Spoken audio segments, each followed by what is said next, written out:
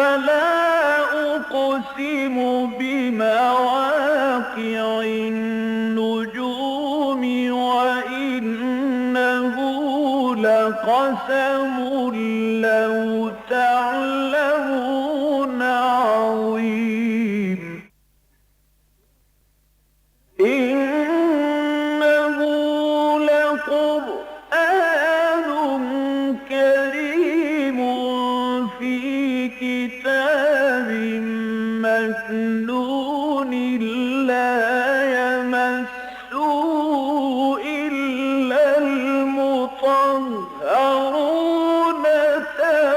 تنزيل من رب العالمين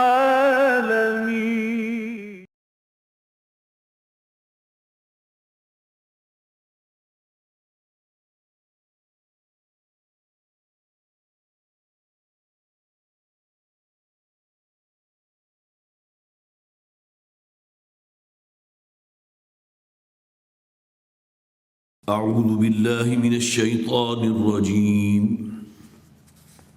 بسم الله الرحمن الرحيم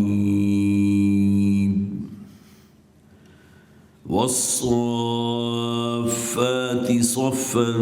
فالزاجرات زجرا فالتاليات ذكرا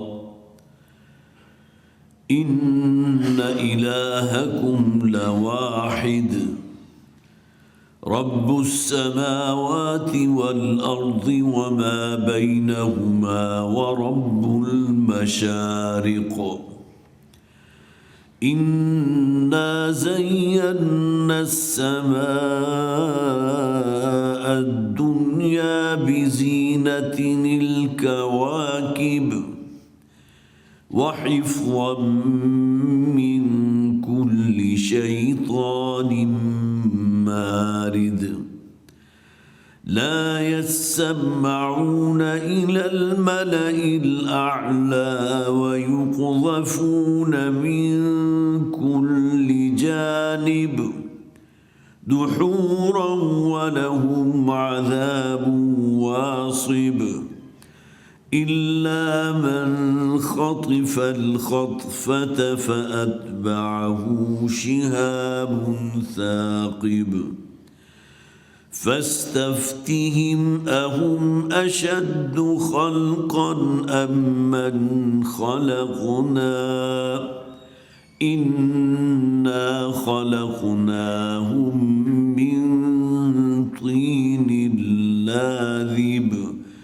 بل عجبت ويسخرون وإذا ذكروا لا يذكرون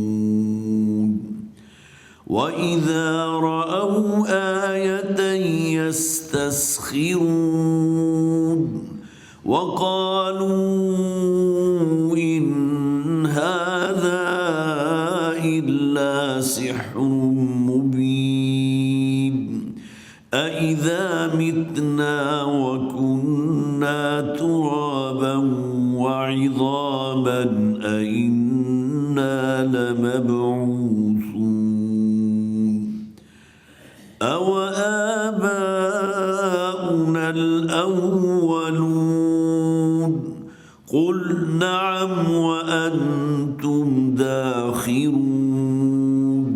فإنما هي زجرة واحدة فإذا هم ينظرون وقالوا يا ويلنا هذا يوم الدين هذا يوم الفصل الذي كنتم به تكذبون صدق الله العظيم رب اشرح لي صدري ويسر لي أمري واحلل عقدة من لساني يفقهوا قولي اللهم ألهمنا رشدنا واعذنا من شرور أنفسنا اللهم ألهمنا رشدنا واعذنا من شرور أنفسنا آمین یا رب العالمین۔ سورہ صافات کی ابتدائی 21 آیات ابھی میں نے آپ کے سامنے تلاوت کی ہیں، بڑی مختصر آیات ہیں۔ اور یہ 21 آیات مل کر پہلے رکوع کی تکمیل کرتے ہیں۔ کیونکہ آج نئی سورت کا ہم آغاز کر رہے ہیں، سورہ یاسین کے اوپر بڑی تفصیل سے گفتگو ہوئی ہے، لہذا مناسب محسوس ہوتا ہے کہ اس وقت ہم جس مقام پر ہیں اپنے ذہن میں ایک مرتبہ تازہ کر لیں۔ مصحف کے اعداد و شمار کے حوالے سے یہ سورہ مبارکہ سورہ صافات 37ویں نمبر پر ہے۔ اس میں کل 5 رکوع ہیں اور 182 آیات ہیں۔ اب یہاں بھی آپ اندازہ لگا سکتے ہیں کہ گویا کہ ہر رکوع میں 20-22 آیات، 25 آیات، بڑی مختصر آیات، لیکن اس کے اندر ایک بڑی، جسے آپ ردم کہتے ہیں، وہ موجود ہے۔ اور یہ ردم وہ ہے جو مکی صورتوں کا بڑا خاصہ ہے۔ آیات بڑی چھوٹی چھوٹی ہے، لیکن اس کا جاہ و جمال اور اس کے اندر جو ایک ردمک ایک پوزیشن سامنے آتی ہے۔ سورہ رحمان جو ہے اس کی بہترین مثال ہے، 31 مرتبہ جس طرح ریپیٹڈلی فَبِأَيِّ آلَاءِ رَبِّكُمَا تُكَذِّبَانِ ہم پڑھتے ہیں، تو اس کے اندر بھی ایک گویا کہ صوتی جمال کسی کیفیت واضح ہوتی ہے۔ سورہ یاسین پر یہ جو مصحف کے اندر منازل ہیں، 7 منزلوں میں قرآن کو تقسیم کیا گیا۔ بہرحال میں نے جیسا کہ عرض کیا تھا، وہ اس لیے کہ تاکہ کوئی شخص اگر ایک ہفتے میں قرآن ختم کرنا چاہے تو قرآن کو 7 برابر حصوں میں تقسیم کر دیا گیا، جنہیں ہم منزل کے نام سے جانتے ہیں، اور ہر منزل جو ہے تقریباً 4 ساڑھے 4 پارے کے اوپر مشتمل ہے، اور اس طرح قرآن 7 حصوں میں تقسیم ہوتا ہے۔ تو سورہ یاسین پر 6ٹھی منزل ختم ہوئی، 5ویں منزل ختم ہوئی تھی، اور سورہ صافات سے 6ٹھی منزل کا آغاز ہو رہا ہے۔ لیکن مکی اور مدنی صورتوں کے جو گروپس ہیں، جس کے بارے میں نے بہت کچھ عرض کیا، ظاہر ہے اس کا کوئی تکرار پھر میں نہیں کروں گا، اس حوالے سے دیکھا جائے تو ہم اس وقت 5ویں رکوع پر ہیں۔ مکی اور مدنی صورتیں، 13 مکی صورتیں جو سورہ سبا سے شروع ہو کر سورہ احقاف تک چلی تھی، یہ 13 مکی صورتیں، جس میں آخری صورت جو ہے وہ ہم نے ابھی جو پڑھی ہے، جس کی تکمیل مکمل کی، وہ سورہ یاسین میں اسی گروپ میں شامل ہے۔ اور اس کے بعد 3 مدنی صورتیں ہیں، سورہ محمد، سورہ فتح اور سورہ حجرات۔ تو گویا کہ یہ جو ہے 13 جمع 3 16 مل کر جو ہے یہ 5ویں گروپ کی تکمیل کریں گی۔ تو مکی اور مدنی صورتوں کے حوالے سے اس وقت ہم 5ویں گروپ پر ہیں۔ اس سورہ مبارکہ کے بارے میں چند باتیں تمہیداً میں عرض کر دوں۔ قرآن حکیم میں 5 صورتیں ایسی ہیں کہ جن کی ابتدائی آیات میں اندر ایک خاص ردم ہے۔ سب سے پہلی صورت یہ ہے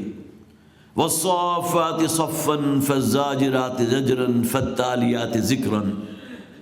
یہ پہلی 3 آیات جو ہے بالکل ایک ہی وزن پر ہیں، بڑا اس کے اندر ایک ردم ہے۔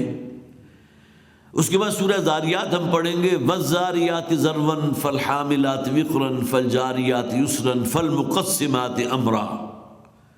وہاں 4 آیات آگئے جو بالکل ایک ہی پیٹرن پر ہیں، وَالزَّارِيَاتِ ذَرْوًا فَالْحَامِلَاتِ وِقْرًا۔ یہ بھی بڑا ایک خوبصورت انداز ہے۔ اس کے بعد پھر سورہ مرسلات آتی ہے، 29ویں پارے کی آخری صورت، والمرسلات عرفا فالعاصفات عصفا والناشرات نشرا فالفارقات فرقا فالملقیات ذکرا عذرا او نذرا۔ گویا کہ 3 آیات، پھر 4 آیات، اور یہاں 6 آیات۔ اس کے بعد پھر 30ویں پارے میں 2 صورتیں ہیں جن کا بالکل آغاز اسی انداز میں ہوتا ہے، وہی ردم ہے، اور اس میں سورہ نازعات ہے والنازعات غرقا والناشطات نشطا والسابحات سبحا فالسابقات سبقا فالمدبرات امرا انما توعدون لواقع۔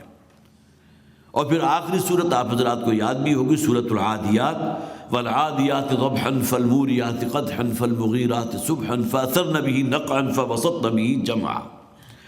تو یہ انداز جو آپ کو ان 5 صورتوں کے نظر آتا ہے، جس کا آغاز یہاں سورہ صافات سے ہوا، اور ظاہر ہے کہ وہی بات ہے کہ قرآن حکیم کی آیات کے اندر، ان کے الفاظ کے اندر جو ایک ردم ہے، جو اس کے اندر ایک غنا ہے، یہ بھی وہ شے تھی کہ جس نے مکہ کے رہنے والوں کو اپنی طرف متوجہ کیا تھا۔ اسی بنیاد پر لوگوں نے یہ کہا، معلوم ہوتا ہے کہ محمد تو شاعر ہے صلی اللہ علیہ وسلم، یہ شاعری کا سا کلام لگتا ہے۔ اسی طرح آج اگلی آیات کے اندر وہ بھی آ جائے گا جس میں حضور کے بارے میں یہ کہا گیا یہ تو کاہن ہے، اصل میں یہ کاہنوں والی اور کہانت والی باتیں کرتے ہیں۔ باقی یہ کہ ہم اس وحی کو، جس کو یہ وحی کہتے ہیں، اس کو اللہ کا کلام ماننے کو تیار نہیں ہیں۔ فرمایا والصافات صفا، واو جو ہے وہ قسم کی ہے، قسم ہے ان فرشتوں کی جو صفے باندھے ہوئے تیار ہیں۔ حضرت جابر رضی اللہ تعالیٰ عنہ سے روایت ہے، مسلم شریف میں یہ روایت موجود ہے جس میں نبی اکرم صلی اللہ علیہ وسلم نے فرمایا کہ اے مسلمانوں، تم اسی طرح صف بندی کیا کرو جس طرح اللہ کے حکم سے فرشتے کرتے ہیں۔ اور اس کے بعد پھر حضور نے اس کی تعریف بیان کی کہ ان کے درمیان کوئی خلا نہیں ہوتا، جسے ہم عام طور پر کہتے ہیں جب آپ صف بندی کر رہے ہوں تو کندھے سے کندھا ملا ہونا چاہیے۔ اہل حدیث حضرات جو ہے اس میں مبالغہ کرتے ہیں، وہ پاؤں کے ساتھ بھی پاؤں جو ہے خوب زور سے شدت سے ملاتے ہیں، لیکن مراد یہ ہے کہ درمیان میں خلا نہیں ہونا چاہیے۔ تو حضور نے فرمایا کہ جس طرح فرشتے صف بندی کرتے ہیں، مسلمانوں تم بھی اپنی صفوں کو اسی طرح جو ہے پوری طرح صف باندھا کرو، اور جب تک اگلی صف مکمل نہ ہو پچھلی صف کا آغاز نہ کیا کرو۔ ان تمام چیزوں کو ہم یہ سمجھتے ہیں کہ نماز باجماعت کے آداب میں سے بڑی اہم شے ہے۔ اکثر و بیشتر تجربہ ہوتا ہے، آپ حضرات کو بھی ہوا ہوگا، کہیں اگر آپ پچھلی صف میں آ کر کھڑے ہوئے تھوڑے سے لیٹ ہیں تو اگلی صف میں آپ دیکھیں گے کہ لوگ کھڑے ہوئے ایک دوسرے سے کافی فاصلے پر۔ معلوم ہوتا ہے کہ ایک دوسرے کے ساتھ مل کر کھڑے ہونے میں انہیں کوئی عیب نظر آتا ہے، یا وہ اسے اپنی کوئی شان کے خلاف سمجھتے ہیں، لہذا وہ کچھ نہ کچھ فاصلہ اس میں رکھتے ہیں، جبکہ یہ چیز جو انتہائی ناپسندیدہ ہے۔ نبی اکرم صلی اللہ علیہ وسلم تو اکثر و بیشتر جب صف بندی فرمایا کرتے تھے تو آپ کے ہاتھ میں ایک چھڑی ہوا کرتی تھی، اور اس چھڑی کے ذریعے اگر کوئی شخص آگے کو نکلا ہوا تو اس کے سینے کو ہلکا سا ٹھوکتے تھے کہ تھوڑا پیچھے ہو، اور اسی طرح کسی شخص کے اگر قدم جو ہے وہ آگے نکلے ہوئے پیچھے نکلے ہوئے تو اس چھڑی کے ذریعے سیدھا کیا کرتے تھے۔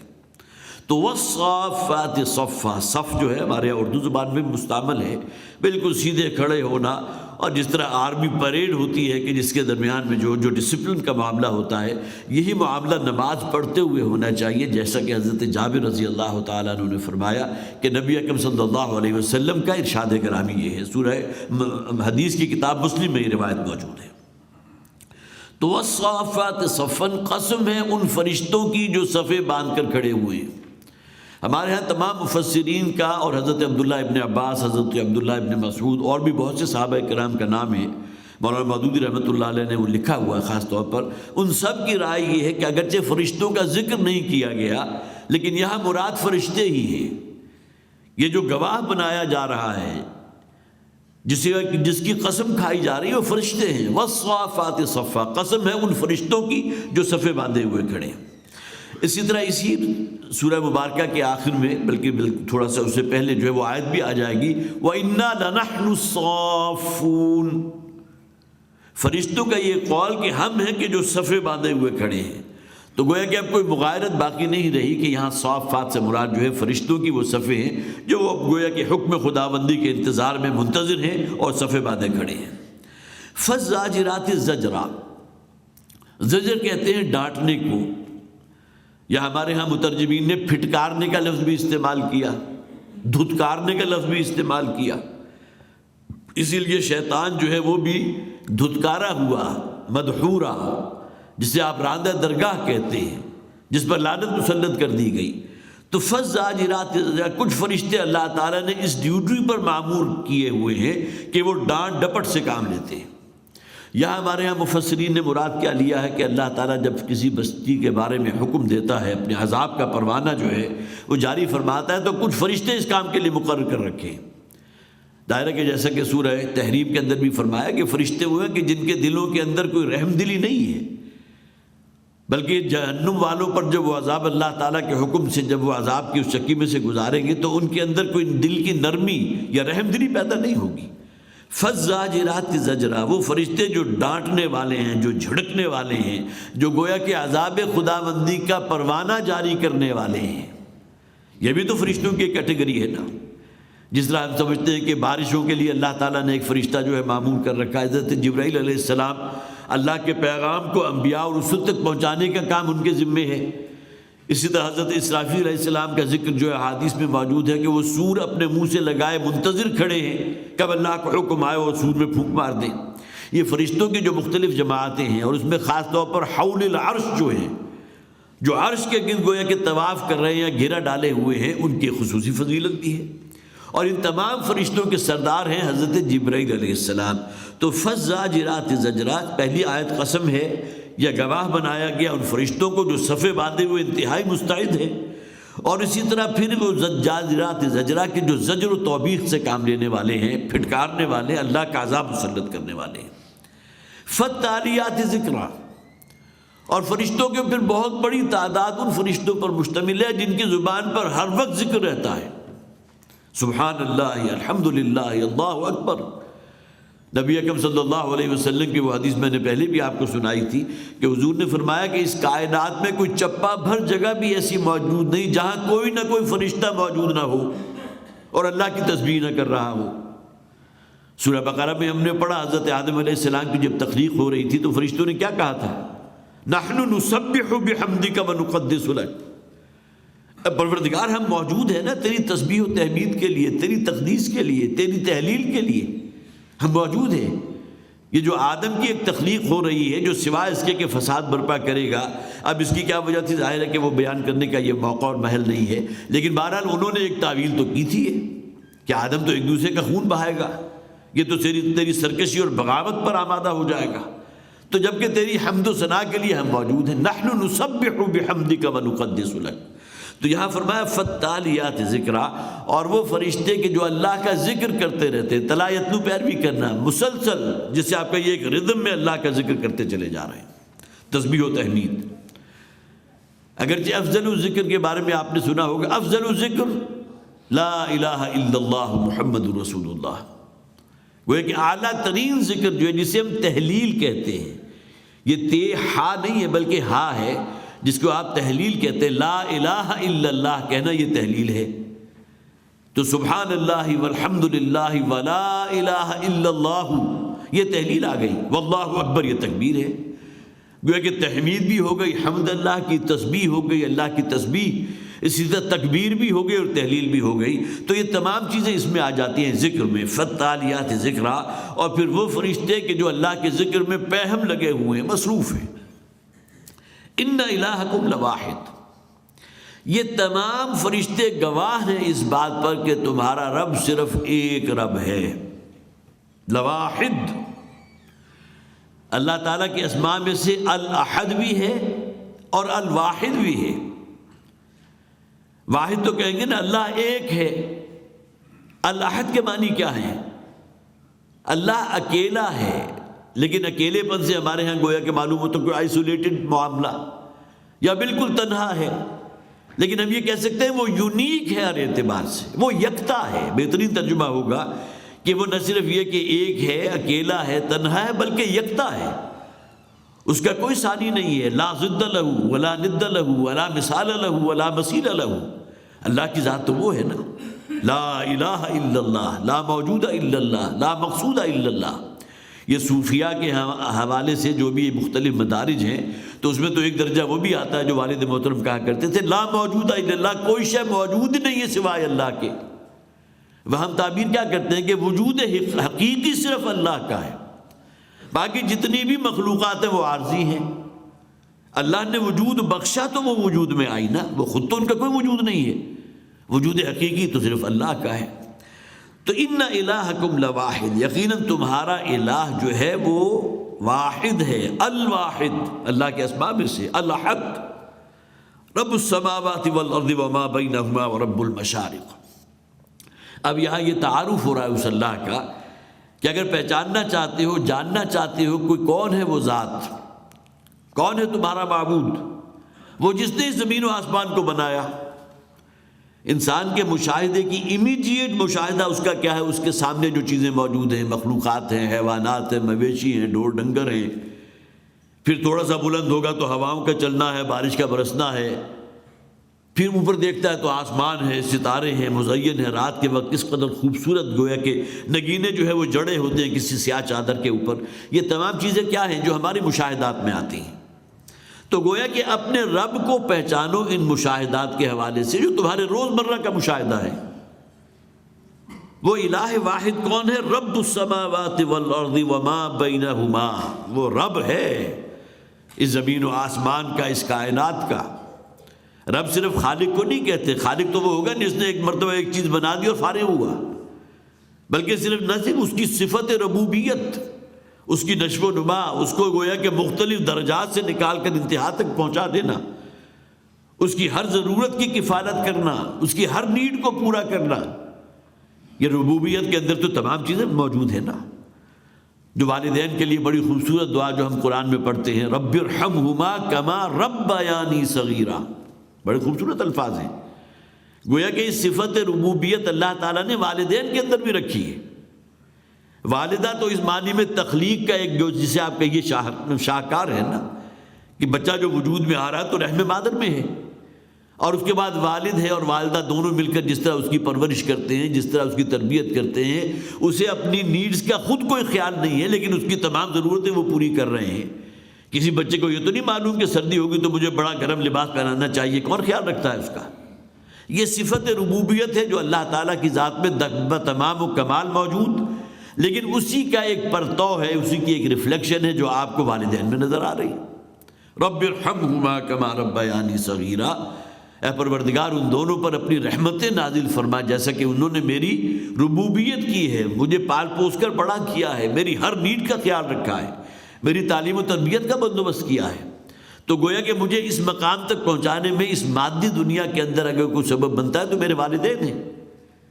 لہٰذا کثرت کے ساتھ ان کے لیے جو ہے دعا کرنی چاہیے۔ قرآن حکیم میں وہ دعا بھی موجود ہے، اور اس سے بہتر الفاظ کیا ہوں گے جو اللہ تعالیٰ خود سجسٹ فرما رہے ہیں، رب ارحمہما کما ربیانی صغیرا۔ تو رب السماوات والارض وہ آسمانوں اور زمین کا رب ہے۔ قرآن حکیم میں سماوات جو ہے ہمیشہ جمع میں آیا، اس سے کہ قرآن ہی کہتا ہے نا کہ ہم نے 7 آسمان بنائے ہیں، 7 سماوات۔ ہاں زمین جب بھی آیا واحد میں آیا، صرف ایک مقام ہے کہ جہاں جو ہے زمین کے لیے بھی صیغہ جو ہے جمع کا آیا، اللہ الذی خلق 7 سماوات ومن الارض مثلہن، وہاں ایک امکان پیدا ہوتا ہے کہ زمینیں بھی بہت سی ہیں اور شاید ان کی تعداد بھی 7 ہے، لیکن ظاہر ہے کہ ہمارا علم جو ہے ابھی اس معاملے میں بالکل معاف ہے، ہمیں کچھ معلوم نہیں۔ لیکن قرآن میں صرف ایک صورت ہے، سورہ غالباً طلاق ہے یا سورہ تحریم ہے، مجھے پوری طرح یاد نہیں ہے، لیکن اس کے اندر ذکر موجود ہے کہ اسی نے اس زمین و آسمان کو پیدا کیا، 7 آسمان بھی بنائے اور زمینیں بھی ان جیسی، وَمِنَ الْأَرْضِ مِثْلَهُنَّ۔ لیکن اکثر و بیشتر قرآن میں جب بھی آیا سماوات جو ہے وہ ہمیشہ جمع کے صیغے میں آیا اور زمین واحد میں آیا، جیسا کہ یہاں موجود ہے رب السماوات والارض وما بینہما ورب المشارق، وہ رب ہے جو تمہارا الہ واحد ہے، وہ رب ہے زمین و آسمان کا، 7 آسمان اور یہ زمین، وما بینہما اور جو کچھ ان کے مابین ہے۔ اب اگر کوئی اور خلائی مخلوق بھی کسی اور کرے پر موجود ہے، جنات تو ہے نا، جنات کی رسائی تو بہت دور تک ہے، وہ تو پتہ نہیں کائنات میں کہاں سے کہاں تک پہنچ جاتے ہیں، آگے اس کا ذکر بھی آ جائے گا، اور جا کر جب سمائے دنیا کے قریب جا کر وہ وہی میں سے کچھ چوری کرنا چاہتے ہیں، یا اللہ تعالیٰ کے جو فیصلے ہیں قضاء قدر و کن کے، اس کو جو ہے کہیں اپنے نیچے جو پنڈت ہوتے ہیں جن کے قبضے میں وہ شیاطین ہیں یا جنات ہیں ان تک پہنچانا چاہتے ہیں، تو ان کے پیچھے اللہ تعالیٰ آسمانی میزائل داغتا ہے، اگلی آیات میں ذکر ہے، شہاب ثاقب، ایک بہت ہی روشن شعلہ جو تیز آگ لیے ہوئے وہ ان کا پیچھا پکڑتا ہے۔ تو یہ جنات ہیں کہ جن کی رسائی بہت دور تک ہے، ممکن ہے کہ کسی کرے کے اوپر اگر انسان نے اپنا قدم رکھ بھی دیا تو وہاں کوئی شے اسے نظر آئے تو ممکن ہے جنات کی نوع کی کوئی شے ہو، واللہ عالم۔ بہرحال یہ مخلوقات کے اندر سے تو یہ 3 تو ہے نا کہ جو مکلف ہیں، 2 فرشتے جو ہیں وہ تو نورانی الاصل ہیں، لیکن انسان اور جنات جو ہے مکلف ہیں، اپنی بدی، اپنی برائی، اپنے برے عمل کی جواب دہی اور نیک اعمال کا ریوارڈ جو ہے ان دونوں مکلف مخلوقات کو ملے گا۔ تو رب السماوات والارض وما بینہما، جو ان کے مابین ہے ان سب کا رب ہے، ورب المشارق، اور وہ تمام مشرقوں کا بھی رب ہے۔ دیکھیں قرآن حکیم میں رب المشرق والمغرب کے الفاظ بھی آئے، رب المشرق والمغرب لا الہ الا هو فاتخذہ وکیلا، سورہ مزمل، جو مشرق اور مغرب کا رب ہے۔ ہم تو صرف 2 جہتوں کو مانتے ہیں نا، مشرق ہے، مغرب ہے، شمال ہے اور جنوب ہے، اور رب المشرق والمغرب یہ نہیں کہا گیا کہ رب ہے شمال کا بھی اور جنوب کا بھی، لیکن علامت کے طور پر ہر شے کا رب، رب المشرق والمغرب، مشرق و مغرب سب کا رب ہے۔ اسی طرح رب المشرقین و رب المغربین بھی آگے تصنیہ کا صیغہ، 2 مشرقوں اور 2 مغربوں کا رب ہے۔ اب یہاں دیکھیے، یہاں فرمایا رب المشارق، وہ رب ہے تمام مشرقوں کا، مشارق جو ہے جمع میں آ گئی، اور سورہ معارج کے اندر غالباً جو آیت موجود ہے رب المشارق والمغارب انا لقادرون، وہ رب ہے تمام مشرقوں کا اور تمام مغربوں کا، اور ہمیں اس شے کی قدرت حاصل ہے،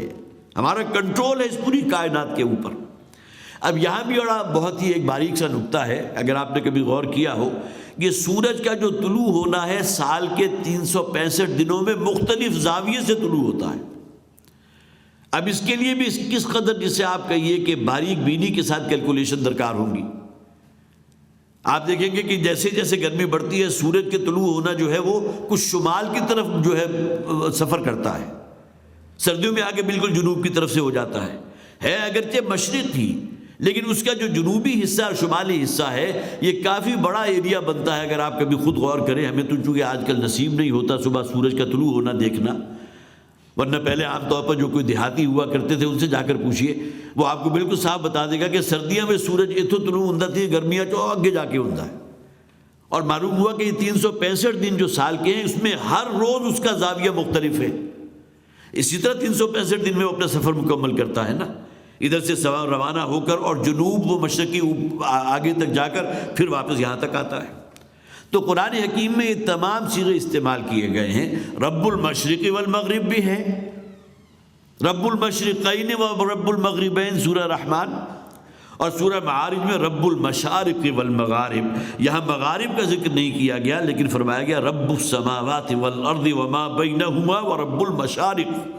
وہ رب ہے تمام مشرقوں کا۔ اس کے علاوہ آپ کو معلوم ہے یہ ہندو لوگ جو بھی پوجا پاٹ کرتے ہیں تو سورج کے طلوع ہوتے وقت کرتے ہیں زیادہ۔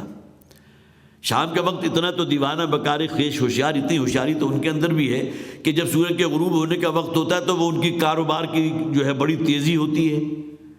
ظاہر ہے کہ سورج غروب ہو رہا ہے، لوگ جلدی جلدی خرید و فروخت کریں گے، اپنے اپنے گھروں کو پہنچیں گے، لیکن عموماً ان کے ہاں جو پوجا پاٹ ہوا کرتے ہیں وہ سورج کے طلوع ہوتے ہوئے ہوتی ہے۔ لہذا رب المشارق معلوم ہوتا ہے کہ یہ جو بھی سورج کی پرستش کرنے والے لوگ موجود رہے ہیں جن کے اندر کچھ نہ کچھ رعب جو ہے سورج کا ایک دیوتا ہونے کے اعتبار سے ہے، تو ان کے چونکہ عبادت اور پوجا پاٹ کے اوقات یہ ہوا کرتے تھے، لہذا فرمایا گیا کہ سورج کے اندر اپنی ذاتی کوئی شے نہیں ہے، وہ تو رب ہے کہ جو تمام مشرقوں کا رب ہے، وہی اس سورج کو مختلف اوقات میں مختلف جگہوں سے اسی مشرق کے گوشے میں سے شمال اور جنوب کی طرف مختلف زاویوں سے مختلف مقامات سے اس کے طلوع فرماتا ہے۔ تو رب المشارق انا زینا السماء الدنیا بزینۃ الکواکب، اور ہم نے یہ جو سماء دنیا ہے، ہماری سائنس آج بھی کوئی کھوج نہیں لگا سکی اس بات کا کہ یہ آسمان جو دنیا کا ہے وہ کہاں ہے۔ ابھی تک تو ہم گلیکسیز اور نیبولاز اور اس سے آگے گویا کہ بلینز آف لائٹ ایئر تک پہنچ گئے، لیکن ابھی ہمارے وہ جسے آپ کہیے کہ وہ صرف جو کرے اس ہوا میں تیر رہے ہیں اس سے آگے بڑھے ہی نہیں، حالانکہ آسمان تو اور اس سے اوپر کی شے ہے، تو یہ کتنی بلندی پر ہے۔ لیکن سمائے دنیا وہ جس کو آپ بغیر کسی دوربین کے اپنی نیکڈ آنکھوں سے دیکھ سکتے ہیں دن کے وقت میں، وہ نیلے رنگ کا جسے آپ نیلی چھتری کہیں گے یا نیلگوں آسمان کہیں گے، وہ ہے جسے سمائے دنیا کہا گیا۔ یہ الگ بات ہے کہ ہمارے جو بھی سائنسدان ہیں وہ کہتے ہیں یہ اصل میں ہمیں نظر آتا ہے اس فضا جب سورج روشنی ہے، اور روشنی چونکہ 7 رنگوں کا مرکب ہوتی ہے تو یہ ہماری حد نظر ہے کہ ہماری نظر کہاں تک جا سکتی ہے، سورج سے بھی آگے نکل گئی، لیکن وہ گویا کہ وہ نیلے رنگ کی ایک قوس قزح کا جو ہے ایک رنگ وہ چھایا ہوا ہے جو ہماری اصل میں یہ آئی لمٹ ہے، ہم پر اس سے آگے دیکھ نہیں سکتے۔ معلوم ہوتا ہے کہ اگر ان کا یہ کہنا کسی درجے میں درست مان لیا جائے تو سمائے دنیا اس سے بھی آگے کی شے ہے۔ اب بقیہ 6 آسمان کہاں ہوں گے اور ان کی کیا کیفیت ہوگی اس کے بارے میں آپ اور میں کیا کہہ سکتے ہیں۔ یہ تمام تر سائنسی اکتشافات کے باوجود بھی ہم گھٹنے ٹیک کر اس بات کو تسلیم کرنے کے لیے گویا کہ ہم تسلیم کر رہے ہیں اس بات کو کہ سمائے دنیا تک بھی ہماری رسائی نہیں ہے، اور اس کو اگر اڑا دیا گیا جس سے چٹکیوں میں اڑایا جاتا ہے، یہ تو ہمارے حد کی نظر ہے، نہیں سما وما کچھ نہیں ہے، یہ تو خلا ہے، بسیط خلا،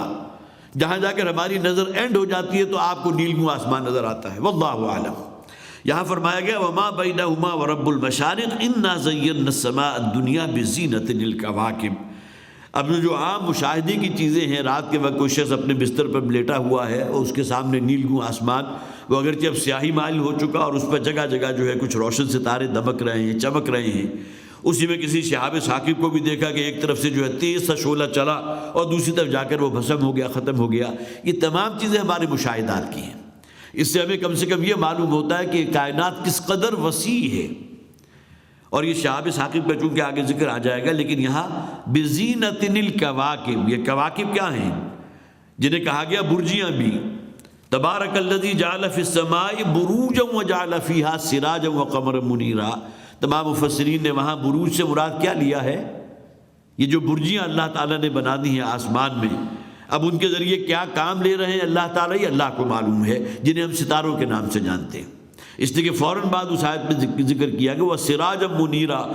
بڑی بابرکت ہے وہ ذات کہ جس نے آسمان میں تمہارے لیے برج بنا دیا یہ ستارے، اور ایک سورج بنا دیا جو دمکتا ہوا دہکتا ہوا سورج.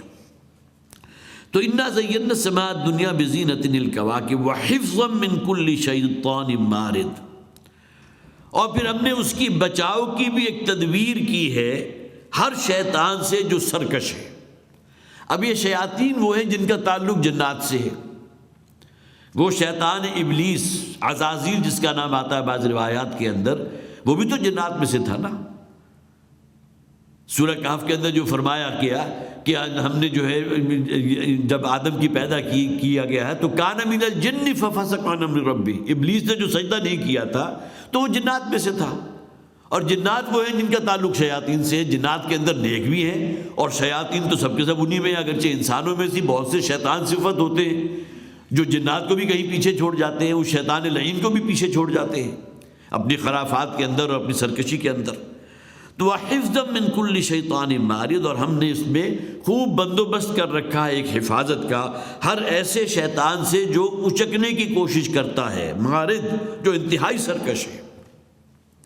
لا يسمعون الى الملأ الاعلى. اب ہوتا کیا تھا، دیکھیے جب نبی اکرم صلی اللہ علیہ وسلم کی بعثت ہوئی ہے تو اس زمانے میں یہ کہانت جو تھی بہت عام تھی. مختلف بستیوں کے اندر کاہن بیٹھے ہوتے تھے. کوئی جسے آپ منجم کہتے ہیں، ستاروں کے ذریعے جو ہے ستاروں کی چال ہے، تمہارا مستقبل کیا ہوگا، آنے والے حالات کیا ہوں گے، بہتری ہوگی یا خرابی ہوگی، کوئی حوادث کا شکار ہوگے، یہ تمام چیزیں جو ہے لوگ جایا کرتے تھے ان سے پوچھنے کے لیے، کاہنوں کے پاس بھی اور منجموں کے پاس بھی، یہ جو ستاروں کا علم رکھتے ہیں، علم نجوم رکھنے والے. لہذا ان لوگوں کے پاس کیا ہوا کرتا تھا، چلیے منجمی تو ایک فرض کیجئے سائنس ہے یا علم ہے جس کو باقاعدہ حاصل کیا جاتا ہے بڑی مشاہدے کے بعد، لیکن یہ جو کہانت ہے اس کے پیچھے سوائے اس کے اور کوئی بنیاد نہیں ہوتی تھی کہ کاہنوں کے قبضے میں کوئی خبیث روح ہے یا جنات میں سے کوئی ہے یا شیطان ہے، اور اس کے ذریعے وہ مستقبل کی خبریں جو ہیں کہیں اوپر سے اچک لیا کرتے تھے اور آ کر اس زمین میں جو کاہن ہے اس تک پہنچا دیا کرتے تھے شیاطین. لہذا بہت سی باتوں کے اندر ان کاہنوں کی بڑی واہ واہ ہو جاتی تھی کہ اس کاہن نے پیشن گوئی کی، دیکھیے بالکل پوری ہو گئی. اور وہ اصل میں ذریعہ بنتا تھا وہ شیاطین یا وہ جنات کی جو ان کے قبضے میں ہوتے تھے. اب جب نبی اکرم صلی اللہ علیہ وسلم پر وحی کا آغاز ہوا اور آپ نے آیات قرآنیہ جو ہے وہ پیش کرنا شروع کی، اور اس کے بارے میں وہ خود بھی اپنے آپ کو جو ہے بالکل بے بس محسوس کرنے لگے کہ یہ انسان کا کلام تو ہے نہیں. معلوم ہوتا ہے کہ اور دوسری بات یہ کہ اس کے اندر ایک بڑا جادوئی اثر موجود ہے، سننے والا جو ہے اس سے مبہوت ہو جاتا ہے. نہ صرف یہ کہ اس کے اندر ایک صوتی ہم آہنگی ہے بلکہ اس کے مضامین کے اندر جو گہرائی ہے، آپ کے اندر کے جو تار ہیں اس کو چھیڑتا ہے. یہ مختلف اقوال آپ کو مل جائیں گے اس زمانے، ما ھذا قول البشر، یہ کسی انسان کا کلام ہو ہی نہیں سکتا. لہذا ان لوگوں نے اس کو اتنی یہ لی کہ معلوم ہوتا ہے کہ محمد کے پاس صلی اللہ علیہ وسلم ان کے قبضے میں بھی کوئی جن یا کوئی شیطان ہے، اور اس کے ذریعے جس طرح ہمارا کاہن جو ہے ان شیطانوں کو بھیجتا ہے اور آسمان سے کوئی خبریں لے کر آتے ہیں، یہی کام محمد کر رہے ہیں صلی اللہ علیہ وسلم، معاذ اللہ. یہی وجہ ہے کہ ایک موقع پر جب وحی کا جو ہے سلسلہ کچھ عرصے کے لیے منقطع ہوا، جسے فترت وحی کہتے ہیں، تو ابو لہب کی بیوی نے کا یہ قول جو ہے موجود ہے کتابوں کے اندر کہ معلوم ہوتا ہے کہ محمد کا شیطان اس کا ساتھ چھوڑ گیا، معاذ اللہ ثم معاذ اللہ. گویا کہ ان کا کسی درجے میں یہ خیال اب بڑا پختہ ہو چکا تھا کہ ان کے پاس بھی انہی کاہنوں کی طرح کوئی شیطان ہے، کوئی جن ہے جو مستقبل کی خبریں لا کر ان کو دیتا ہے، اور وہ کلام ان کے اوپر جو ہے آ کر نازل کرتا ہے، ان تک پہنچا دیتا ہے، اور وہ کہتے ہیں اللہ کا کلام ہے. لیکن اس بات کو تسلیم کرتے تھے کہ اس کلام کے اندر جادوئی اثر ہے، اس بات سے وہ انکاری نہیں تھے. لہذا قرآن کو کیا کہا گیا، یہ تو سحر ہے، یہ تو جادو ہے. آخر کوئی اثرات تھے کہ مصعب بن عمیر کنورٹ ہوئے نا، انتہائی سالے نوجوان تھے، قرآن کی پکار کو اپنے دل کی گویا کہ صدا سمجھا، لبیک کہہ کر اسلام لے آئے. تو لا يسمعون الى الملأ الاعلى ويقذفون من كل جانب وحفظا من كل شیطان مارد. لا يسمعون الى الملأ الاعلى، نہیں سن پاتے باوجود پوری کوشش کے، الى الملأ الاعلى، وہ ملأ اعلیٰ تک رسائی حاصل کرنا. جنات کی رسائی بہت دور تک ہے، ان کا وجود بڑا لطیف ہے، آگ کی لپٹ سے پیدا کیے گئے، اور قرآن اس پر گواہ ہے کہ یہ جاتے ہیں اوپر جا کر کچھ جو ہے کوئی وحی کے سلسلے میں یا جو اللہ تعالیٰ کا حکم ہے زمین والوں کے لیے جو فیصلے صادر ہے اس میں سے کوئی اچکنے کی کوشش کرتے ہیں۔ یہ اچکنے کا جو اصطلاح ہمارے ہاں بہت جس طرح اچکا ہوتا ہے نا کہ اچانک کوئی شے اچک کر لے جائے، اسی طرح یہ منتظر رہتے ہیں کہ کوئی بات ان کے کان پر لا یسمعون الا الملأ الاعلی، پوری کوشش کرتے ہیں کچھ سننے کی، سنگن لینے کی ملأ اعلی سے، کہ اللہ تعالیٰ جو حکم فرشتوں کے ذریعے زمین والوں کو دے گا اس میں سے کوئی خبر یا کوئی سنگن ہم بھی حاصل کر لیں، اور جو زمین میں ہمارا کاہن موجود ہے اس سے جا کر پہنچا دیں۔ تو اس کے لیے جو بندوبست کیا گیا اللہ تعالیٰ کی طرف سے، جس طرح پہرے لگائے گئے ہیں، انہی میں سے ایک تدبیر ہے کہ جس کا ذکر آ رہا ہے، لا يسمعون الى الملأ الاعلی ويقذفون من كل جانب۔ قذف کہتے ہیں کسی شے کو کوئی شے مارنا، حد قذف، آپ کو معلوم ہے کہ جس میں کوڑے مارے جاتے ہیں وہ حد قذف ہے۔ یہاں یقذفون کہ ان پر مارا جاتا ہے، ان پر پھینکے جاتے ہیں ہر جانب سے، جیسے ہی وہ کوشش کرتے ہیں کچھ سنگن لینے کی، ملأ اعلیٰ کے قریب تک پہنچتے ہیں کہ فرشتوں تک جو احکامات پہنچے اس میں سے کوئی ہم بھی اخذ کر کے جو ہے کاہن تک پہنچا دیں، تو ہر چہار طرف سے ان کی طرف جو ہے وہ آگے ذکر بھی کیا جا رہا ہے کہ ان کی طرف شہاب ثاقب جو ہے وہ برسائے جاتے ہیں۔ وَيُقْذَفُونَ مِن كُلِّ جانب، اور پھر یہ کہ ان کو ہر طرف سے ان کی جو ہے تعاقب کیا جاتا ہے ان شہاب ثاقب کے ذریعے، دُحُورًا وَلَهُمْ عَذَابٌ وَاصِبٌ۔ اور یہ شہاب ثاقب یا شہابیہ کیوں پھینکے جاتے ہیں؟ انہیں وہاں سے بھگانے کے لیے، تاکہ کوئی سنگن لے کر، اور وہی کی تو خصوصی حفاظت ہوتی ہے نا، ورنہ کوئی کاہن اگر یہ کہہ دے آ کر کسی وہاں کے مکہ کے رہنے والوں میں سے یا کسی کے کہ دیکھنا کل محمد جو ہے صلی اللہ علیہ وسلم یہ آیات تمہیں پڑھ کر سنائیں گے اور وہ کہیں گے اللہ کی طرف سے وحی نازل ہوئی، لہذا اس سے پہلے جو ہے زمین والوں تک یہ خبر پہنچا دو کہ اللہ تعالیٰ نے یہ وحی جو ہے وہاں آگے ٹرانسفر کر دی ہے جبرائیل تک، اور وہ محمد تک پہنچ جائے گی صلی اللہ علیہ وسلم۔ لہذا وحی آسمانی کی حفاظت کا خصوصی بندوبست کیا گیا کہ اس کے اندر کہیں کوئی شیطان کی ملاوٹ نہ ہو سکے، شیطان کی طرف سے کوئی در اندازی نہ ہو سکے۔ دحوراً، یہ جو شہاب ثاقب ہے، شہابی ان کے تعاقب میں پھینکے جاتے ہیں، یا آسمانی شعلے یا آسمانی میزائل جو پھینکے جاتے ہیں، کس لیے؟ انہیں دفع کرنے کے لیے، انہیں وہاں سے بھگانے کے لیے۔ وَلَهُمْ عَذَابٌ وَاصِبٌ، اور ان کے لیے بہت بڑا عذاب ہے۔ ظاہر ہے کہ جس کی اتنی جسارت ہو کہ اوپر جا کر کارکنان قضاء و قدر سے کچھ فیصلے جو ہے جو اللہ نے انہیں کیے زمین والوں کے لیے، اس میں سے کوئی اخذ کر کے نیچے اپنے کاہنوں تک پہنچا دے، یا وہ کہ جن کے قبضے میں وہ جنات یا شیاطین ہیں، تو ان کے لیے تو پھر بہت بڑا عذاب ہے جو اللہ نے تیار کر رکھا ہے۔ الا من خطف الخطفۃ، سوائے یہ کہ کوئی شے وہ اچکنے کی کوشش کریں یا اچک لے ہی جائیں۔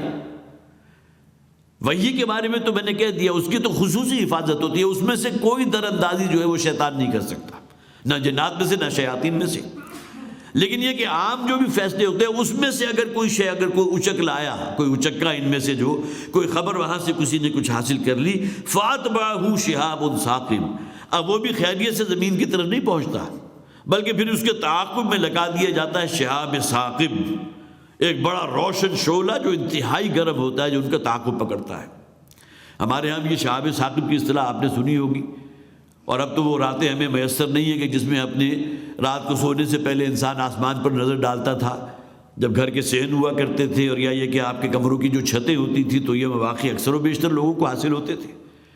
اور یہ بھی محسوس ہو جاتا تھا کہ فلاں کلسٹر آف سٹار جو ہے دن جو رات کے ابتدائی حصے میں یہاں ہے، اور رات کے 2 بجے یہاں تک ٹریول کر گیا، وہ کلسٹر جو کا تو رہا، جسے آپ ستاروں کی چالیں کہتے ہیں۔ وہ جو چال چل رہے ہیں، چال اس معنی میں نہیں کہ جو ہمارے یہاں چال بازی ہوتی ہے، لیکن ان کا بھی تو ایک معاملہ ہے نا، وہ بھی تو سفر کرتے ہیں۔ اسی میں آپ نے اچانک کسی ایک ستارے کو دیکھا بڑا، جو گویا کہ میزائل کی طرح بہت تیز، پورے ماحول کو اس نے منور کر دیا، اور جا کر گویا کہ جس طرح کوئی بم یا کوئی بھی میزائل داغا جاتا ہے وہ اپنے نشانے تک پہنچ گیا۔ تو الا من خطف الخطفۃ فاتبعه شهاب ثاقب، سوائے اس کے کہ ان میں سے کوئی اچکا جو ہے وہ جنات یا شیاطین میں سے کوئی شے اچک کر لے جائے، اور پھر اس کے پیچھے وہ آسمانی میزائل داغا جاتا ہے، وہ آسمانی شعلہ جو ہے اللہ کے حکم سے اس کا تعاقب کرتا ہے، اس کو مسم کر دیتا ہے۔ ترمذی شریف میں ایک روایت ہے، حضرت عبداللہ ابن عباس رضی اللہ تعالیٰ عنہ اس کے راوی ہیں، وہ فرماتے ہیں کہ ایک شب ہم حضور کے ساتھ موجود تھے، ظاہر ہے کہ رات کا وقت تھا، تو اچانک ہم نے دیکھا کہ یکایک جو ہے آسمان روشن ہو گیا، اور ایک شہاب ثاقب جو ہے، جس طرح جو جن حضرات نے بھی دیکھا ہو، ممکن ہے بہت سے نوجوان تو ایسے ہوں جنہوں نے کبھی دیکھا نہ ہو، لیکن ہمیں تو اپنا بچپن یاد ہے، کوئی رات بھی ایسی نہیں گزرتی تھی جب کہ کوئی نہ کوئی آپ جو ہے مشاہدے میں کوئی شہاب ثاقب ادھر سے ادھر جا رہا ہے، ادھر سے ادھر جا رہا ہے۔ سائنسی تعویلات ہمارے ہاں یہ کی جاتی ہیں کہ بڑی بڑی جو ہے وہ کوئی چٹانیں ہیں جو فضا میں تیر رہی ہیں، وہ کوشش کرتی ہیں زمین کے اس ہوائی کرے میں داخل ہونے کی، لیکن یہ کہ وہ ہوائی کرہ جو ہے اس درجے ان کو انگارہ بنا دیتا ہے تپش کی وجہ سے، رگڑ کی وجہ سے، کہ وہ فضا میں بکھر جاتی ہیں، وہ خود بخود گویا کہ سب کچھ ہو رہا ہے۔ وہ آسمانی چٹان کہیں سے اکھڑی اور اکھڑ کر زمین کی طرف بڑھی، اور یہ جو ہمارا فضائی کرہ ہے اس سے ٹکرانے کی رگڑ کی وجہ سے بھسم ہو گئی۔ تعویل یہ کی جاتی ہے کہ شہاب ثاقب اس کے علاوہ کچھ نہیں، جبکہ جیسا کہ یہاں قرآن حکیم میں بھی اور ہمارا مشاہدہ بھی کہ ہر رات میں اس طرح کی جو ہے مشاہدات ہم ہوتے تھے، اور ہم دیکھا بھی کرتے تھے شہاب ثاقب ہے ایک طرف سے اٹھا اور وہ شعلے کی طرح، انگارے کی طرح جا کر گویا کہ اپنے کسی ہدف پر جا کر ٹکرایا، اس کو ختم کر دیا۔ تو حضرت عبداللہ ابن عباس رضی اللہ تعالیٰ عنہ فرماتے ہیں کہ ایک مرتبہ رات کے وقت میں ہم اور چند اور صحابہ حضور کے ساتھ موجود تھے کہ اچانک ایک شہاب ثاقب ایک طرف سے آیا اور پورا ماحول روشن ہو گیا۔ تو حضور نے ہم سے سوال کیا کہ ایام جاہلیت میں تم اس کے بارے میں کیا سمجھتے تھے، یا تمہارا کیا ایمان تھا، کیا نتیجہ نکالا کرتے تھے اس سے؟ تو حضرت عبداللہ ابن عباس فرماتے ہیں کہ ایام جاہلیت میں تو ہم یہ سمجھتے تھے کہ معلوم ہوتا ہے کہ کسی بڑے انسان کی موت ہو گئی، گویا کہ یہ ایک انڈیکیشن ہے کہ ہماری بستی کا یا یہ کہیں دور دراز کا کوئی بڑا انسان تھا کہ وہ مر گیا ہے، اور اس کے سوگ کے اندر جو ہے یہ جو آسمان سے ایک تارہ جو ہے وہ کہیں گرا ہے، تارہ گر کر بھسم ہو گیا۔ تو ہم تو اسے ہی نتیجہ نکالا کرتے تھے ہم ایام جاہلیت میں۔ اس کے بعد بڑی طویل حدیث ہے، نبی اکرم صلی اللہ علیہ وسلم نے پورا سیکوینس بتایا ہے۔ جب اللہ تعالیٰ کسی کام کرنے کا فیصلہ کرتا ہے تو اللہ کے عرش کے ارد گرد جو فرشتے ہوتے ہیں وہ تسبیح شروع کر دیتے ہیں، اور یہ پوری کائنات اس تسبیح سے گونجنے لگتی ہے۔ پھر اللہ تعالیٰ ملائے اعلیٰ کی طرف اپنے اس فیصلے کو جاری فرماتے ہیں۔ اب یہ فیصلہ اس کائنات کے بارے میں ہے، انسانوں کے بارے میں ہے، زمین پر بسنے والوں کے بارے میں ہے، یہ واللہ اعلم۔ ایک فیصلہ فرماتا ہے تو اس کے بعد کیا ہوتا ہے؟ پھر 7ویں آسمان سے 6ٹھے آسمان تک، 6ٹھے سے 5ویں، پھر 4تھے، پھر تیسرے، پھر دوسرے، حتیٰ کہ یہ سمائے دنیا جسے یہاں کہا گیا نا انا زینا السماء الدنیا بزینۃ الکواکب، یہاں تک کہ اللہ کا وہ فیصلہ جو ہے سمائے دنیا تک پہنچ جاتا ہے، اور وہاں موجود ہوتے ہیں کچھ شیاطین جو اس فیصلے میں سے کچھ اخذ کرنا چاہتے ہیں، وہ اچکنا چاہتے ہیں، جیسا کہ ہم نے فرمایا الا من خطف الخطفۃ، وہ جیسے اچکنے کی کوشش کرتے ہیں، اس میں سرقہ لگانے کی کوشش کرتے ہیں، تو اللہ تعالیٰ کی طرف سے ایک شہاب ثاقب جو ہے ان کا پیچھا پکڑتا ہے، ان کو بھسم کر دیتا ہے۔ اب یہ حدیث وہ ہے کہ جس نے آ کر گویا کہ ہر شے کو بالکل واضح کر دیا۔ ترمذی شریف کی روایت ہے، اور حضرت عبداللہ ابن عباس رضی اللہ تعالی عنہ جو ہے اس کے راوی ہیں، جس میں گویا کہ یہ بات بالکل واضح ہو گئی کہ شہاب ثاقب کی خواہ ہم کتنی ہی تعبیریں کر لیں، لیکن جو بھی آسمانی نظام ہے اس کی حفاظت کے لیے، وہی کا جو نظام ہے اس کی حفاظت کے اللہ تعالیٰ نے یہ آسمانی نظام جو ہے اس کو مرتب کیا ہے۔ فَاسْتَفْتِهِمْ أَهُمْ أَشَدُّ خَلْقًا أَمْ مَنْ خَلَقْنَا، تو اے نبی ان سے سوال کیجئے کہ کیا ان لوگوں کو تخلیق کر دینا ہمارے اوپر زیادہ بھاری ہے، یا یہ کہ جس کو ہم نے خود تخلیق کیا؟ کیا یہ بنانے میں زیادہ انسانوں کا بنانا زیادہ مشکل تھا کہ سورج کا بنانا مشکل تھا؟ اس کائنات کا اس بڑے بڑے عظیم کروں کا بنانا مشکل تھا؟ یہ زمین و آسمان، یہ ستارے، یہ کرے، اور پھر حیوانات کے اندر ایسی ایسی مخلوقات ہیں کہ جن کو انسان دیکھ کر بالکل دنگ رہ جاتا ہے۔ بعض مچھلیاں اتنی ٹرانسپیرنٹ ہوتی ہیں کہ آپ کو ان کے اندر کی ہر شے نظر آ رہی ہوتی ہے۔ اگر جب تو ہمارے ہاں بھی جو ہے سائنس اور ٹیکنالوجی اس طرح ہو گئی کہ بظاہر دیکھنے میں صرف آپ کو ایک گلاس نظر آ رہا ہے، شیشے کا ٹکڑا، لیکن پورا کا پورا کیلکولیٹر موجود ہے، پورا کمپیوٹر موجود ہے۔ نہ آپ اس کے اندر کسی تار کو دیکھ سکتے ہیں کہ تار ادھر سے ادھر جا رہی ہے، کوئی شے آپ اسے اگر دیکھیں گے کہیں روشنی میں سامنے رکھ کے، کوئی شے نظر نہیں آئے گی۔ انسان بھی وہاں تک پہنچ گیا کسی اعتبار سے سائنس اور ٹیکنالوجی میں کہ بظاہر آپ کوئی شے نہیں دیکھ رہے، لیکن جو نتیجہ آپ تک پہنچ رہا ہے وہ حیران کن ہے۔ اسی طرح اللہ تعالیٰ نے جو مخلوقات پیدا کی ہیں، کیا ان کا پیدا کرنا مشکل تھا یا ان انسانوں کا پیدا کرنا؟ ان کا سب سے بڑا ذوب یہ ہے کہ ہمیں دوبارہ زندہ کیسے کیا جائے گا؟ جب مر جائیں گے، مٹی میں آگے آ بھی رہا ہے، اذا کنا عظاما ونسبا ورفاتا انا لمبعوثون خلقا جدیدا، جب ہماری ہڈیاں بھی گل سڑ جائیں گی، ریت ہو جائیں گی، بھربھری ہو جائیں گی، کہ ہمیں دوبارہ زندہ کر دیا جائے گا۔ تو یہ جو ان کا خیال ہے، تو یہ ذرا دیکھتے نہیں کائنات میں ہم نے کیا کیا شے پیدا کی، کیا انہیں دوبارہ زندہ کر دینا ہمارے لیے مشکل ہے؟ انا خلقناہم من طین لازب، یہ آج جو انا ربکم الاعلیٰ کا جو دعوے دار ہے یہ انسان جو فرعون بنا ہوا ہے، اس کا آغاز کیا تھا؟ ہم نے اسے ایک چپکتے ہوئے لیس دار گارے سے پیدا کیا تھا۔ حضرت آدم کی تخلیق کا جہاں ذکر ہے وہاں مٹی کا ذکر بھی آ گیا، تراب، پھر اس کے علاوہ گارے کا ذکر بھی آ گیا، طین، اسی طرح طین لازب کا ذکر یہاں آ گیا، وہ گارا کے جو کچھ عرصے کے بعد چپکنے لگے، اس کے اندر کوئی جو ہے گویا کہ لیس پیدا ہو جائے۔ پھر ہمیں مسنون کا لفظ بھی آ گیا، جب بہت عرصہ گزر جائے تو اس گارے کے اندر جو ہے تعفن پیدا ہو جائے، فرمنٹیشن ہو جائے، بدبو پیدا، سڑان پیدا ہو جائے، ہمیں مسنون۔ پھر کل فخار کا لفظ بھی آیا، اس کے بعد وہ خشک ہو کر بالکل ٹھیکری کی طرح کھنکنے لگا، اس سے انسان کو پیدا کیا۔ یہ مختلف جو اصطلاحات قرآن حکیم میں بیان کی گئی ہیں تو معلوم ہوتا ہے کہ ایک پروسیس تھا اللہ تعالیٰ کا۔ یہ الگ بات ہے کہ اگر کوئی شخص ایمان رکھتا ہے اس بات پر کہ ایک مٹی تھی، اللہ تعالیٰ نے اپنے ہاتھ سے اس مٹی کو گوندا اور آدم کا ایک جو ہے وہ پتلا بنایا، اس میں روح میں سے اپنی روح سے پھونکا اور وہ جیتا جاگتا آدم بن گیا۔ لیکن قرآن حکیم میں جہاں مختلف الفاظ استعمال کیے گئے تو معلوم ہوتا ہے مبدأ حیات جو ہے، تو آج ہماری سائنس بھی سمجھتی ہے مبدأ حیات یہی پانی اور مٹی جسے آپ گارا کہتے ہیں، اور عرصہ بیتنے کے بعد اس کے اندر تعفن پیدا ہو جاتا ہے، فرمنٹیشن ہو جاتی ہے، سڑان پیدا ہو جاتی ہے، پھر کھنکنے لگتا ہے، یہاں سے تخلیق ہے انسان کی۔ تو یہاں اس میں سے ایک سٹیج کا ذکر کیا گیا، انا خلقناہم من طین لازب، وہ جو لیس دار گارا تھا اس کے اندر تو کہیں کوئی زندگی کے آثار نہیں تھے نا، اس لیس دار گارے سے ہم نے آدم کو پیدا کیا ہے۔ ہر انسان، یہ الگ بات ہے کہ اس کے بعد جو تسلسل ہے انسان بھی نسل بعد نسل جو منتقل ہوتا آ رہا ہے اس کا ایک خاص پروسیس ہے، لیکن حضرت آدم جو پہلے انسان تھے ان کی تخلیق کے لیے قرآن حکیم میں 7 مقامات پر ذکر ہے، اور اکثر و بیشتر مختلف اصطلاحات جو استعمال ہوئی ہیں، تو سوچنے والوں کے لیے اس میں بہرحال گویا کہ گنجائش موجود ہے کہ وہ اندازہ لگا سکتے ہیں کہ انسان کا آغاز کہاں سے ہوا تھا، اور پھر اللہ تعالیٰ نے بالآخر کلمہ کن تھا جس کے نتیجے میں آدم وجود میں آیا، یا اس سپیشیز میں سے ایک کو منتخب کر لیا گیا اور اس میں اپنی روح میں سے پھونک کر، اور بقیہ سپیشیز کو جو ہے بالکل کالعدم کر کے اب نسل آدم وہاں سے چلی ہے، اللہ ماشاء اللہ واللہ عالم، یہ اللہ بہتر جانتا ہے کہ اصل صورت کیا تھی۔ تو انا خلقناہم من طین لازب، ہم نے انہیں پیدا کیا اس گارے سے جو لیس دار تھا، جو چپکنے والا تھا۔ بل عجبت ویسخرون، تمہیں تو بڑا تعجب ہے اپنی اس تخلیق پر کہ تمہیں کیسے پیدا کیا جائے گا دوبارہ، یہ وہ تعجب نہیں کرتے کہ ہم نے تمہیں کیسے پیدا کیا۔ آدم کی تخلیق کا ذکر تو ہو گیا طین لازب، لیکن اس کے بعد ہر انسان کی جو تخلیق ہو رہی تو ایک جرثومہ چھوٹا سا، وہ فرٹیلائزیشن، وہ پورا پروسیس، پھر 9 مہینے اس نے گزارے ماں کے پیٹ میں، اور اس کے بعد برآمد ہوا ایک بچے کی شکل میں۔ تو بل عجبت ویسخرون، گویا کہ جو بھی مخاطب ہے اسے تو بڑا تعجب ہوتا ہے اللہ تعالیٰ کیسے قادر ہے دوبارہ پیدا کرنے پر۔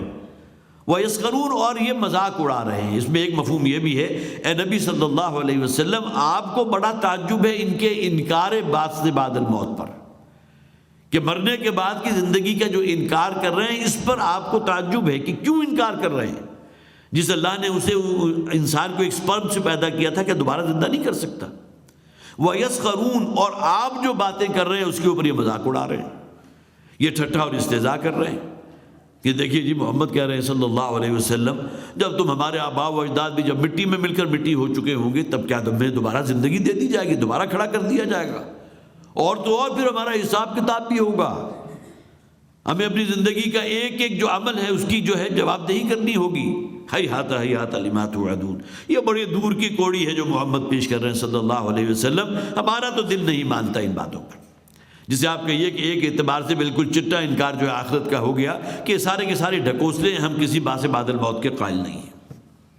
وَإِذَا ذُكِّرُوا لَا يَذْكُرُونَ، اور جب انہیں نصیحت دلائی جاتی ہے اس قرآن کے ذریعے تو نصیحت حاصل نہیں کرتے۔ الذکر تو قرآن ہے نا، فذکر بالقرآن من یخاف وعید، نبی اکرم صلی اللہ علیہ وسلم بھی جو نصیحت کر رہے تھے، جو انہیں واعظ فرما رہے تھے، جو حکمت بھری باتیں کہہ رہے تھے، تو اس کی بنیاد کیا تھی؟ اس کی بنیاد تو قرآن حکیم تھی۔ فذکر بالقرآن من یخاف وعید، اے نبی صلی اللہ علیہ وسلم آپ اس قرآن کے ذریعے تذکیر کیجئے۔ ہاں اس سے نصیحت وہی حاصل کرے گا کہ جس کے دل میں کچھ نہ کچھ تقویٰ ہوگا، کچھ نہ کچھ اللہ کا خوف ہوگا، کچھ نہ کچھ اللہ کا یقین ہوگا۔ اب یہ پہلا رکوع جو ہے اس کی 6-7 آیات باقی ہیں، ہمارا وقت ختم ہو گیا، بس یہیں ہم آج کی گفتگو ختم کرتے ہیں۔ اللہ تعالیٰ ہمیں توفیق عطا فرمائے قرآن حکیم کو خود اپنی آنکھوں سے سمجھنے کی، اور پھر یہ کہ اس کے لیے عربی زبان کی بھی اگر کچھ نہ کچھ تحصیل ہم کر لیں تو ہمارے لیے بڑی سہولت ہوگی۔ جو حضرات بھی ہمارے اس درس میں تشریف لاتے ہیں کچھ نہ کچھ وہ اگر وقت نکال سکیں، ہماری قرآن اکیڈمی میں مختلف موڈیول چلتے ہیں عربی لینگویج، ایک تو وہ بول چال والی لینگویج ہوتی ہے وہ نہیں، بلکہ یہ کہ قرآنی جو بھی عربی ہے اس کے لیے شام کے اوقات میں، دن کی اگر مصروفیت ہے تو مغرب سے عشاء بھی ہمارا آج کل بھی ایک گروپ چل رہا ہے۔ تو اگر آپ حضرات وابستہ رہیں گے تو جیسے ہی کوئی نیا گروپ شروع ہوتا ہے تو اس میں آغاز ہی سے اگر آپ شامل ہو تو قرآن حکیم کو سمجھنا آپ کے لیے بہت آسان ہو جائے گا۔ اللہ تعالیٰ ہمیں توفیق عطا فرمائے۔ بارک اللہ لی و لکم فی القرآن العظیم و نفعنی و ایاکم بالآیات والذکر الحکیم۔